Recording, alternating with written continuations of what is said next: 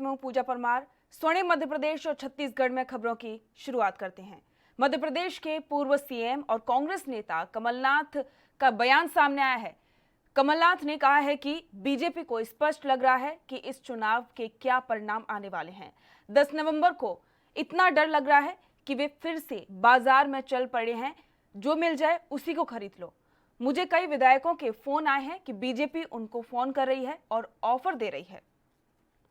Bharatiya Janata party को स्पष्ट लग रहा है कि इस चुनाव के क्या परिणाम आने वाले हैं। 10 तारीख की इतनी चिंता और इतना डर लग रहा है, 10 तारीख जो जिस दिन गिनती होगी, कि वे फिर से बाजार में चल पड़े हैं कि जो मिल जाए उसे खरीद लो।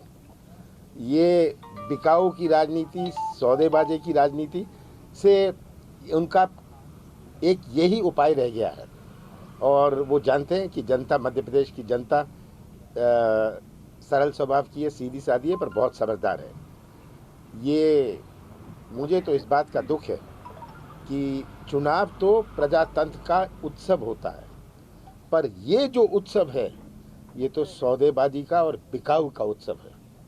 और मुझे कई विधायकों के फ़ोन आए हैं कि वह बीजेपी उनको फ़ोन कर रही है, इतना ऑफ़र दे रही है। उन्होंने खुद मुझे कहा है कि हमें इतना ऑफ़र मिला है, ये मुझे ऑफ़र दे रही है। मैंने स्पष्ट कहा है कि मार्च में मैंने सौदेबाजी की राजनीति से इनकार कर दिया था। सौदेबाजी की राजनीति मैं भी कर सकता था मार्च में, पर मैंने कहा था मैं मध्य प्रदेश में इस प्रकार की राजनीति को प्रवेश नहीं होने दूंगा, मध्य प्रदेश को मैं कलंकित नहीं होने दूंगा। और यह मैं आज कह रहा हूं कि मैं सौदेबाजी की राजनीति नहीं करूंगा। जितना बीजेपी बाजार में घूमे, विधायकों को फ़ोन करे, उनको तरह तरह का प्रलोभन दे, क्या आवश्यकता है? 10 तारीख तक इंतजार करें, जनता तो तय करेगी, वो सबको स्वीकार होगा। मध्य प्रदेश की कांग्रेस इकाई के प्रदेशाध्यक्ष और पूर्व मुख्यमंत्री कमलनाथ ने बीजेपी पर आरोप लगाया है कि वो कांग्रेस विधायकों को पैसों का ऑफर दे रहे हैं। इस कड़ी में बीजेपी के कई नेताओं ने कमलनाथ के बयान पर पलटवार किया है। देखिए, ये इतिहास इस बात का गवाह है कि जिस आदमी की जो फितरत रहती है वैसा ही वो उसके मन और मस्तिष्क में विचार आता है। सौदेबाजी करने की आदत कमलनाथ जी की रही है। सबसे पहले उन्होंने सौदेबाजी की इंदिरा जी से, क्योंकि कलकत्ता में पैदा होने वाले व्यक्ति की छिंदवाड़ा से क्या लेना देना था। छिंदवाड़ा का टिकट उन्होंने सौदेबाजी से लिया, इंदिरा जी से लिया। 45 साल तक छिंदवाड़ा पर केवल सौदेबाजी की राजनीति करते रहे। उसके बाद 2018 के चुनाव में कांग्रेस का मुख्यमंत्री का चेहरा तो ज्योतिरादित्य सिंधिया थे, फिर सौदेबाजी की और 10 जनपद में सौदेबाजी के बाद वो मध्य प्रदेश के मुख्यमंत्री बन गए। फिर सौदेबाजी की प्रदेश अध्यक्ष बन गए, फिर सौदेबाजी की नेता प्रतिपक्ष बन गए। इसलिए सौदेबाजी करना उनकी फितरत में है। मध्य प्रदेश का वो कांग्रेस का विधायक या कांग्रेस का कार्यकर्ता जो जनता के प्रति कृतज्ञता ज्ञापित करना चाहता है, वो भाजपा के साथ। देखिए, कमलनाथ जी से अब मध्य प्रदेश कांग्रेस का जहाज संभल नहीं रहा है और उस जहाज से लगातार सारे के सारे लोग कूदकर अपनी जान बचाकर भाग रहे हैं। कमलनाथ जी स्वयं देश के सबसे बड़े बिकाऊ सौदागर हैं और जिस तरीके से लगातार इंदिरा गांधी के समय तक आज तक केवल मैनेजमेंट की राजनीति करते रहे, वो सबके सामने है। भारतीय जनता पार्टी मध्य प्रदेश में पूरी तरीके से एकजुट है और जिस तरीके से कमलनाथ जी हमारे ऊपर आरोप लगा रहे हैं कि हमारी पार्टी के लोग उनके संपर्क में है, इस विषय को लेकर निश्चित रूप से हम लोग माननीय राज्यपाल महोदया को शिकायत करेंगे, क्योंकि लोकतंत्र में जिस तरह से चुनाव सामने, उसके पहले इस तरह की बातें करना अपने आप में लोकतंत्र को खतरे में डालने से कम नहीं है। कमलनाथ जी अपना चरित्र संभालिए और भारतीय जनता पार्टी पर इस तरह के आरोप मत लगाइए। देखिए, कमलनाथ जी के साथ मेरी पूरी सहानुभूति है और जिस प्रकार की मानसिक दुर्दशा का शिकार कमलनाथ जी इस हार की हताशा में है, वो समझ में आता है। और जब आदमी आसन्न हार को समझ लेता है, भांप लेता है, तो वही सब करता है जो कमलनाथ जी कर रहे हैं। कमलनाथ जी किस प्रकार की बातें कर रहे हैं? एक कितना परिपक्व राजनेता जिसकी 40-50 साल की राजनीति, वो यदि ये कहे कि हमारे पास विधायक संपर्क में, हम लोकतंत्र में खरीद फरोख्त की राजनीति नहीं करते। कमलनाथ जी, आप खरीद फरोख्त शब्द का प्रयोग करके अपनी कटी हुई नाक बचाने का प्रयास कर रहे हो। आज आपकी वजह से मध्य प्रदेश में कांग्रेस दुर्दशा का शिकार है। एक बनी बनाई सरकार आप नहीं बचा सके, अब क्या बात करोगे? कोई आपके संपर्क में, वो जो संपर्क में थे उनको संपर्क में नहीं रखा, चलो चलो चलो चलो की राजनीति आपने करी। आज कांग्रेस का नेता, कार्यकर्ता और विधायक हताश और निराश होकर यदि भारतीय जनता पार्टी में जा रहा है तो सबसे बड़ी शर्म यदि किसी को आनी चाहिए तो कमलनाथ और दिग्विजय सिंह को आना चाहिए। देखिए, देश के दूसरे नंबर के सबसे बड़े उद्योगपति कमलनाथ जी, जो लाखों करोड़ों रुपया जिनका बैंक अकाउंट है, चल संपत्ति है, वो सौदा, समझौता, खरीदी, बिक्री केवल उनको यही दिखता है। यहाँ तक कि खुद के पार्टी में रहे विधायकों को भी बिकाऊ बताने शुरू कर देते हैं। शर्म आनी चाहिए इस प्रकार की राजनीति करते हुए, जिनको लोकतंत्र में नकारा जा चुका है और अब फिर जनता इनको नकारने वाली। इनके जनप्रतिनिधि इनको छोड़ रहे हैं। इनकी अध्यक्षता पर सवाल है, जो पीसीसी के अध्यक्ष हैं। इनके नेता प्रतिपक्ष होने पर सवाल है, जो नेतृत्व ये कर नहीं पा रहे। दरअसल ये राहुल कांग्रेस और कमलनाथ कांग्रेस की आपस की लड़ाई है, खींचातानी है। और कमलनाथ कांग्रेस से पिंड छुड़ाने के लिए, जिनका भविष्य अंधकारमय हो चुका है उस पार्टी का भी और व्यक्तिगत तौर पर भी, तो लोग वहां कांग्रेस पार्टी को छोड़कर जा रहे हैं, भाग रहे हैं। बीजेपी महामंत्री कैलाश विजयवर्गीय ने मध्य प्रदेश में कांग्रेस विधायकों के बीजेपी में शामिल होने पर प्रतिक्रिया दी है। विजयवर्गीय ने कहा है कि कांग्रेस के कई लोग बीजेपी में आने के आतुर हैं, उनका कांग्रेस पर विश्वास कम होता जा रहा है। कांग्रेसियों को उन्हें मोदी जी की कार्यप्रणाली पसंद आ रही है। उन्होंने और क्या कुछ कहा, सुनिए। नहीं, कोई सौदा नहीं है, विश्वास की बात है। नरेंद्र मोदी जी के प्रति लोगों का विश्वास है और मुझे लगता है कि यदि उनके पास प्रदेश में नेतृत्व नहीं है, देश में नेतृत्व के प्रति उनका विश्वास नहीं, तो उनको अपना घर ठीक करना चाहिए। नरेंद्र मोदी जी के प्रति लोगों को विश्वास है। पूरी तरीके से मूर्खतापूर्ण बयान है। मुझे शब्द अच्छा नहीं लग रहा है राहुल जी के कहने पर। और जिस प्रकार उन्होंने बिहार में कहा कि चीन की सेना 1200 किलोमीटर अंदर घुस गई, तो ये तो एकदम नासमझी वाला बयान है और ये सेना का मनोबल गिराने वाला बयान है। वे सैनिक जो अपना घर छोड़कर देश की रक्षा कर रहे हैं, अपने प्राणों की आहुति दे रहे हैं, उनके बारे में टीका टिप्पणी करना मैं समझता हूँ ये बिल्कुल उचित नहीं है। मैं राहुल गांधी जी के इस बयान की खबरों का सिलसिला जारी रहेगा। वक्त हो गया छोटे से ब्रेक का, जल्द लौटेंगे।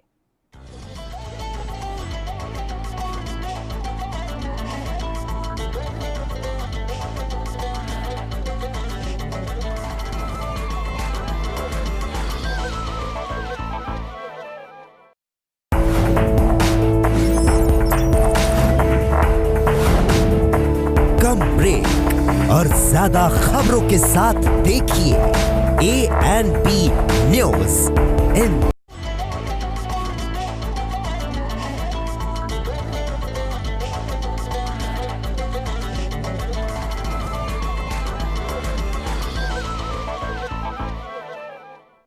ब्रेक के बाद आपका स्वागत है। मध्य प्रदेश में कांग्रेस छोड़ बीजेपी का दामन थामने वाले नारायण पटेल से शायद नारायण भी रूठ गए हैं।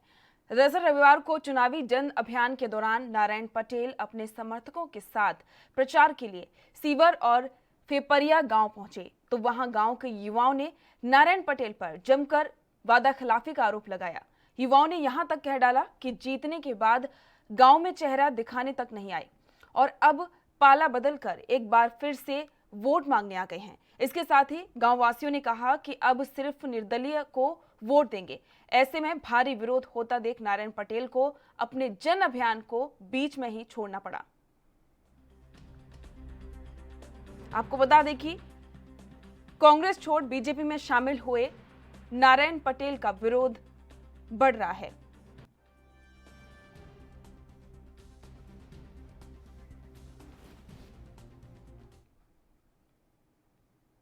मध्य प्रदेश के पूर्व मुख्यमंत्री और वरिष्ठ कांग्रेस नेता दिग्विजय सिंह ने आज बीजेपी नेता और राज्यसभा सांसद ज्योतिरादित्य सिंधिया पर हमला बोला है। दिग्विजय ने ट्वीट कर लिखा है कि माधवराज जी सिंधिया के साथ मैंने बहुत ही निकटता के साथ काम किया है। उनकी तुलना ज्योतिरादित्य जी से करना माधव राव जी के साथ अन्याय होगा। कांग्रेस ने माधवराव जी और ज्योतिरादित्य जी को भरपूर सम्मान और अवसर दिया है। सिंह ने एक मीडिया समूह में प्रकाशित खबर को भी इस ट्वीट के साथ पोस्ट किया है। ग्वालियर की तत्कालीन सिंधिया रियासत से ताल्लुक रखने वाले दिवंगत वरिष्ठ कांग्रेस नेता माधवराज सिंधिया का ग्वालियर चंबल अंचल में खासा प्रभाव था।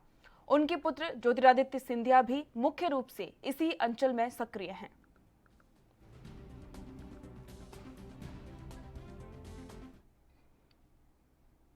उच्चतम न्यायालय ने सोमवार को मध्य प्रदेश उच्च न्यायालय के उस आदेश पर रोक लगा दी है जिसमें राजनीतिक दलों से कहा गया था कि कोविड-19 के मद्देनजर वे 3 नवंबर को होने वाले विधानसभा उपचुनाव के लिए प्रत्यक्ष रैलियां करने के बजाय ऑनलाइन प्रचार करें।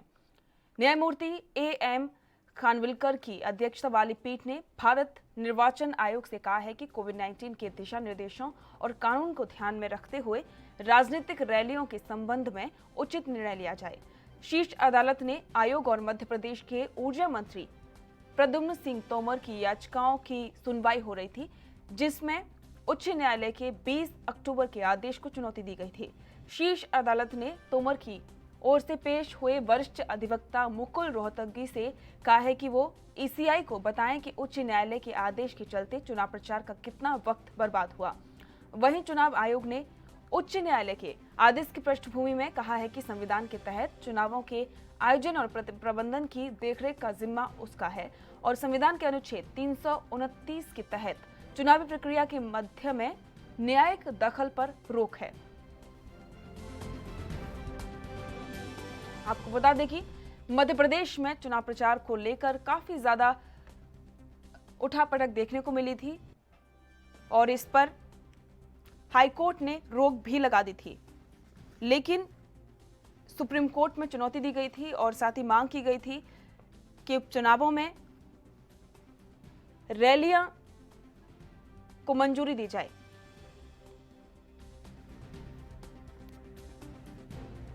आपको बता दें कि प्रत्यक्ष रैलियां करने की बजाय ऑनलाइन प्रचार करने की बात सामने आई थी।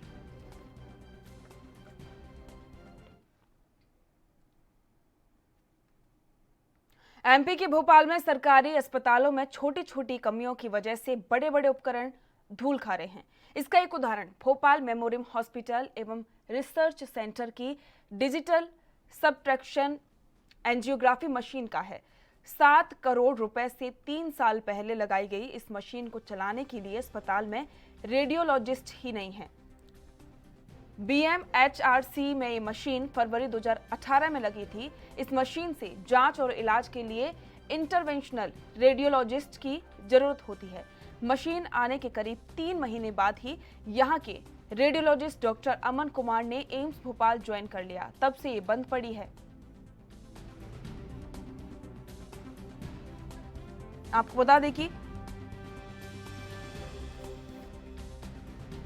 भोपाल में सरकारी अस्पतालों में काफी ज्यादा कमियां देखने को मिल रही हैं। Bhopal memorial hospital and research centre की digital subtraction angiography machine 7 crore रुपए से 3 साल पहले लगाई गई थी। इस मशीन को चलाने के लिए अस्पताल में रेडियोलॉजिस्ट नहीं है।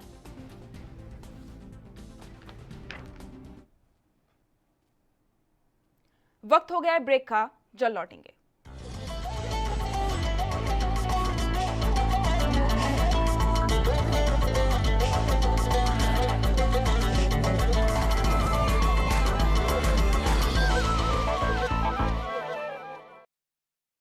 क्या आप दुबले पतले कमजोर हैं? आपकी सेहत नहीं बनती, भूख कम लगती है, वजन नहीं बढ़ता। दरअसल मेन बात खाना पीना खाना नहीं है, मेन बात है खाया पिया लगना। और अगर खाया पिया लगेगा ही नहीं तो सेहत बनेगी कैसे? इसलिए हमारी संस्था सन्यासी आयुर्वेदा ने एक ऐसी दवा बनाई है जो कि आपके पाचन तंत्र को, आपके लीवर सिस्टम को ठीक करने का काम करती है, ताकि आप जो भी खाएं उसका पूरे का पूरा निचोड़ आपके शरीर को लगे, आपकी भूख बढ़े, खाया पिया सही से लगे, नया खून बने, हड्डियों में जान आए, वजन बढ़े, ताकत बढ़े, चेहरे पर नूर आए और आप मोटे तगड़े खूबसूरत पर्सनैलिटी के मालिक बन जाएं। यह दवा पूरी तरह से आयुर्वेदिक होती है। इसका शरीर पर कोई भी साइड इफेक्ट, कोई भी नुकसान या दुष्प्रभाव नहीं होता। लड़के लड़कियां दोनों इसका इस्तेमाल कर सकते हैं और पहले 15 दिन के अंदर ही आपको इसका असर महसूस हो जाएगा। सिर्फ 650 रुपए की पूरे 1 महीने की दवा होती है और आप इसे घर बैठे 01145454545 पर फोन करके दवा मंगवा सकते हैं। सबसे अलग अंदाज, हम बनेंगे आपकी आवाज, सवालों की धार, खबरों की बौछार, सिर्फ मेरे साथ एएनबी न्यूज पर।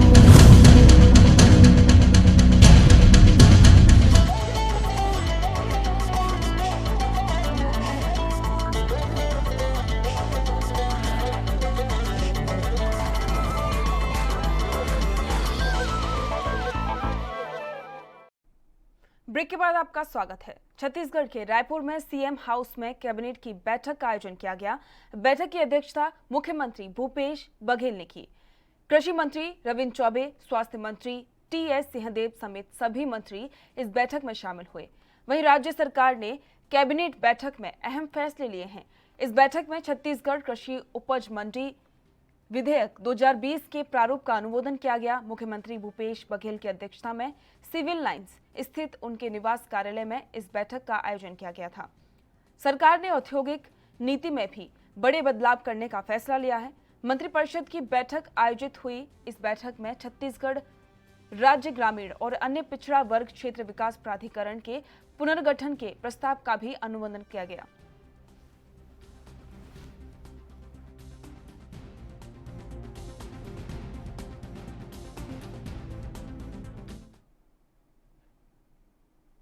छत्तीसगढ़ के रायपुर में मुख्यमंत्री भूपेश बघेल की अध्यक्षता में उनके निवास कार्यालय में मंत्रिपरिषद की बैठक आयोजित की गई। कैबिनेट की बैठक में छत्तीसगढ़ कृषि उपज मंडी विधेयक 2020 के प्रारूप को मंजूरी दे दी गई है।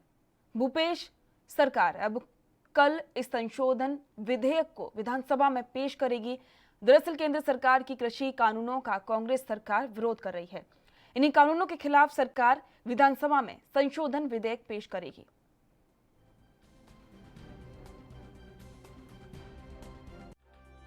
मुख्यमंत्री जी के द्वारा कहा जा रहा था कि हम अपने छत्तीसगढ़ के किसानों के लिए अपने कानूनों में संशोधन करके प्रावधान करेंगे और कानून का नया रूप देंगे।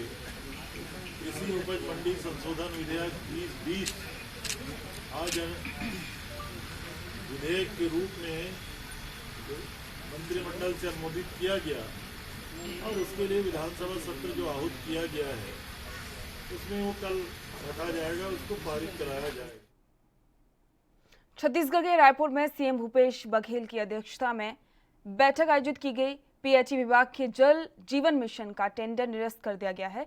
टेंडर रद्द होने पर पूर्व मुख्यमंत्री डॉक्टर रमन सिंह ने कहा है कि केंद्र सरकार से 7,000 करोड़ मिले हैं, उसकी बंदरबाट शुरू हो गई है। हर कोई अपने हिस्से के लिए लड़ रहा है, पारदर्शिता नहीं है, ये गंभीर विषय है। इस मामले में नेता प्रतिपक्ष धर्मलाल कौशिक ने कहा कि जब जीवन मिशन में घोर भ्रष्टाचार हुआ है, बनाई थी उसकी रिपोर्ट भी नहीं आई। केंद्र सरकार से 7 करोड़ मिले हैं, उसका बंदरबाट पूरी तरीके से शुरू हो गया है। कोई अपने हिस्से के लिए लड़ रहा है, कोई अपने हिस्से के लिए लड़ रहा है और पूरी तरीके से 7 करोड़ का कितना ज़्यादा से ज़्यादा गलत तरीके से इस्तेमाल हो जाए, इस विषय को लेकर झगड़ा है।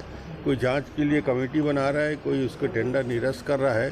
कुल मिला के न उसमें पारदर्शिता है। इस विषय को लेकर खैर इस विधानसभा में तो चर्चा नहीं होगी।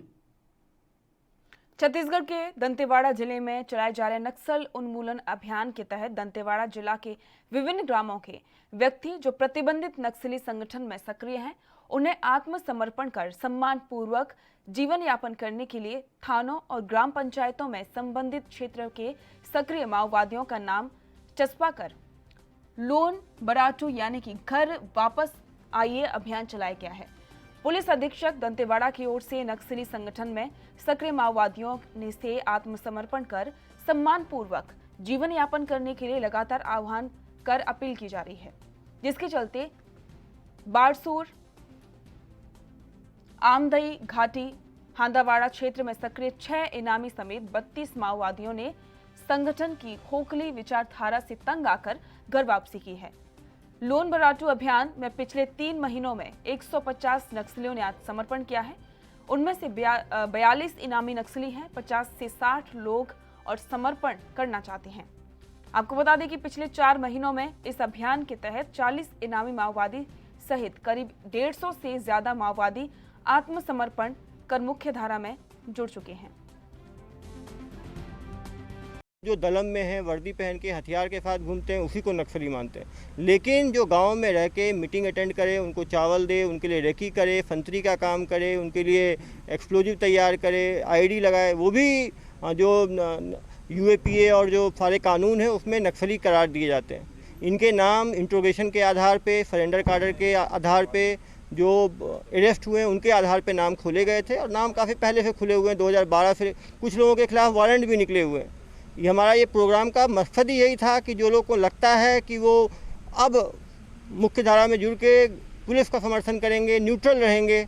हम ये भी नहीं कहते कि आप पुलिस का समर्थन करो, हम ये कहते हैं कि आप न्यूट्रल रहो, ना आप नक्सलियों का साथ दो, ना आप पुलिस का साथ दो। और ये न्यूट्रलिटी पे ये लोग आ गए हैं, यही हमारे लिए बहुत बड़ी। लॉकडाउन के बीच नरेंद्र मोदी सरकार ने देश के निजी यूनिवर्सिटी और सार्वजनिक कंपनियों के कर्मचारियों की भी चिंता की है। केंद्र सरकार ने इन क्षेत्रों की कंपनियों से कहा है कि वे इस संकट की घड़ी में कर्मचारियों की ना ही छटनी करें और ना ही उनका वेतन काटें। बता दें कि एक निजी यूनिवर्सिटी के कर्मचारियों को वेतन आधा और 251 कर्मचारियों को बाहर का रास्ता दिखा दिया है। सूत्रों से मिली जानकारी के अनुसार कर्मचारियों को कलेक्टर रेट के अनुसार मानसिक भुगतान भी नहीं दिया गया है।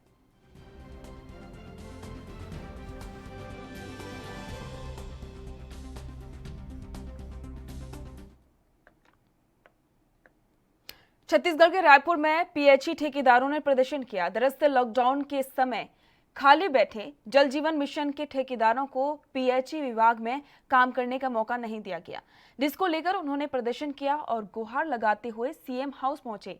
वहीं ठेकेदारों का कहना है कि 25 सालों से विभाग में काम कर रहे हैं, लेकिन अब उन्हें काम का मौका नहीं दिया जा रहा है और दूसरी ओर बाहर के नए ठेकेदारों को काम दिया जा रहा है। उन्होंने कहा कि हम 25 सालों से इसी विभाग में काम कर रहे हैं और अब सब रेगुलर ठेकेदार हैं, लेकिन बाहरी ठेकेदारों को बुलाकर उन्हें ज्यादा से ज्यादा काम दिया जा रहा है, जिसको लेकर उनके मन में आक्रोश है।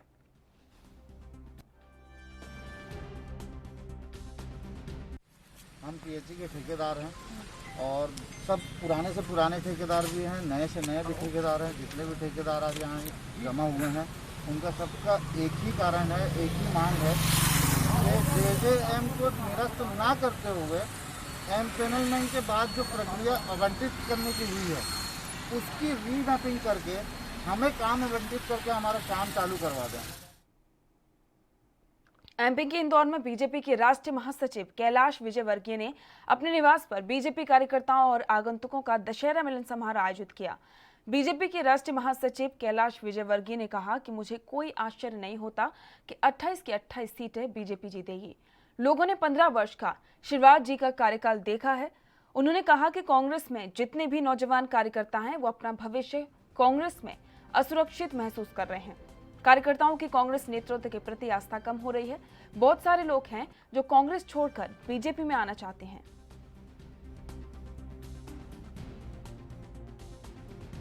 शुभकामनाएं मैं अपनी ओर से आपके सभी दर्शक जो देख रहे हैं और पाठक उन सबको विजयदशमी की शुभकामनाएं देता हूं। निश्चित रूप से 2020 का वर्ष बहुत चुनौतीपूर्ण था। कोविड के कारण अर्थव्यवस्था, उसके बाद भी हमारे देश के प्रधानमंत्री के नेतृत्व में देश में किसी प्रकार का ठहराव नहीं है, बल्कि देश प्रगति कर रहा है।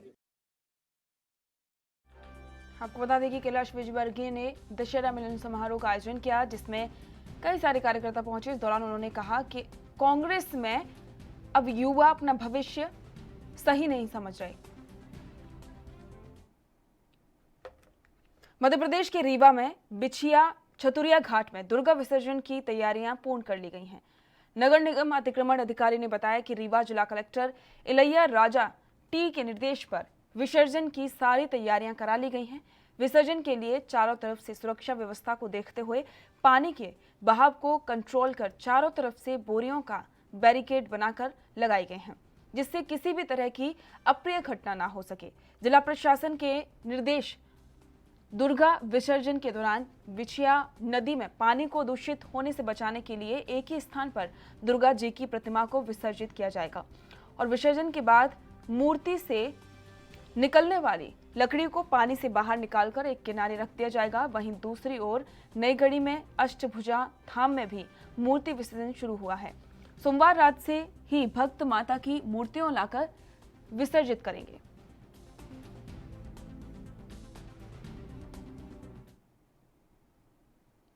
सोने मध्य प्रदेश और छत्तीसगढ़ में फिलहाल इतना ही। देश दुनिया की तमाम खबरों को जानने के लिए देखते रहिए ANB न्यूज। नमस्कार।